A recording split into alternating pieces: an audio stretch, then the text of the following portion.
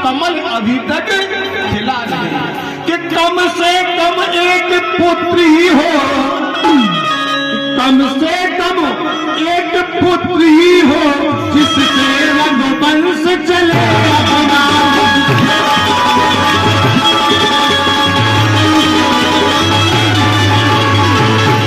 और पूर्वजों को भी तर्पण पहुंचे, पूर्वजों को भी तर्पण पहुंचे, मेरे कुल का नाम चले।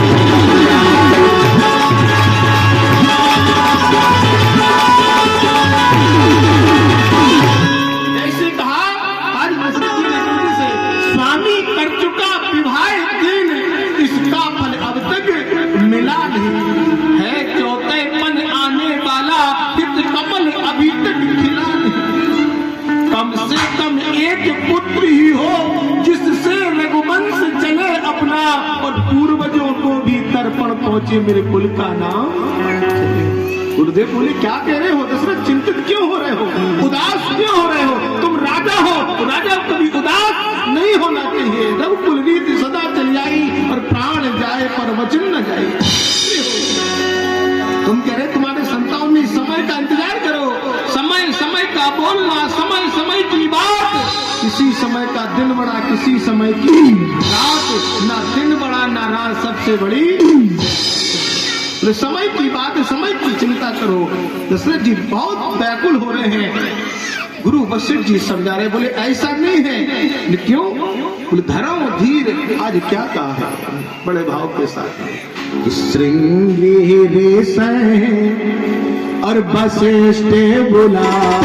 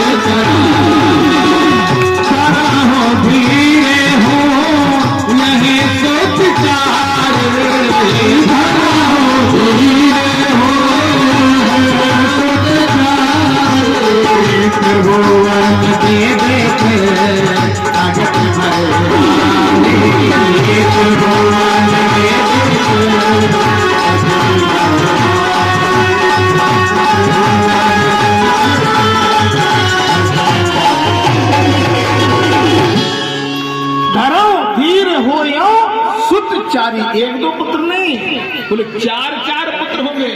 करो धीर हो यूं सुध चारी, और त्रिभुवन विदित भगत भय। बोले श्रृंगी ऋषि वशिष्ठ बुलावा, और पुत्र काम शुभ जग।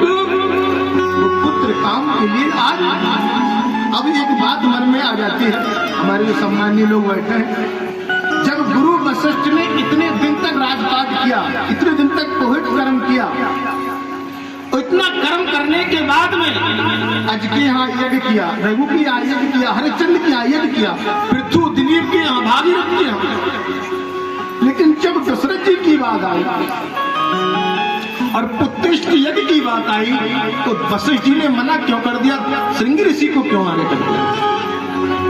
मन में लोगों की शंका आ जाती है, जो विद्वान लोग होते हैं उस बात को महसूस करते हैं कि जिस ब्राह्मण ने इतने दिनों तक राजपाट किया, रोहित कर्म किया पूरे रघु, लेकिन जब राम की बारी आई, जब दशरथ की बारी आई, तो श्रृंगी ऋषि को आगे क्यों कर दिया। क्योंकि जो भी यज्ञ होते हैं, जो भी भागवत होते हैं, उसमें मान भानेजों को बुलाया जाता है। किसको बुलाया जाता है? मान और भानेजों को। और श्रृंगी ऋषि कौन है? दशरथ जी के दामाद हैं। कौन है?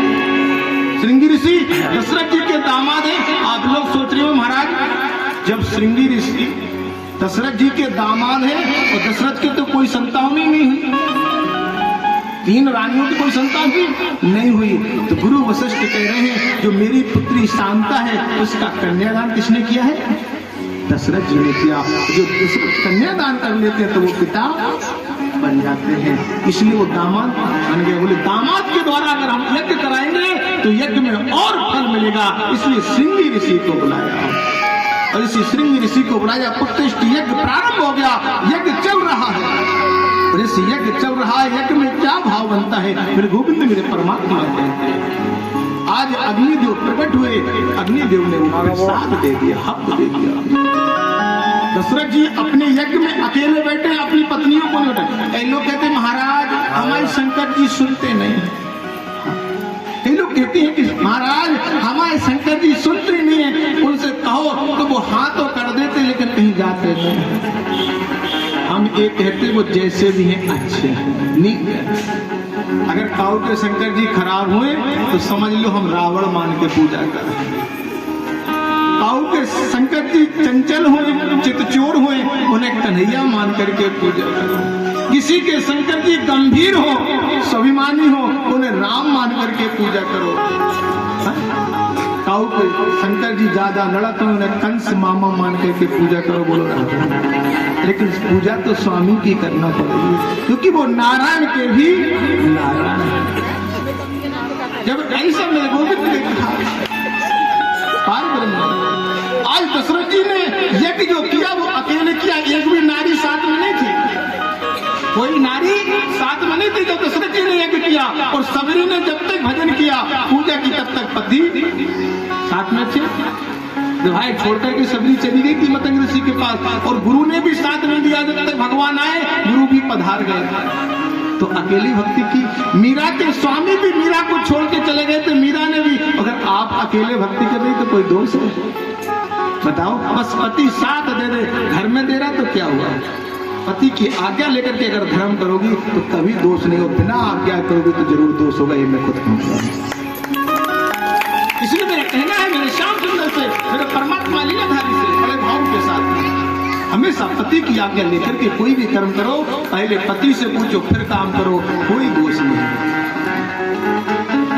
आज देखा कि तभी जैसी हक प्राप्त हुआ तो बुला लिया है, तीनों रानियों को आवाज लगा दी, सैनिकों ने महारानियों को आ रहे हैं कि तब है राय प्रिय नार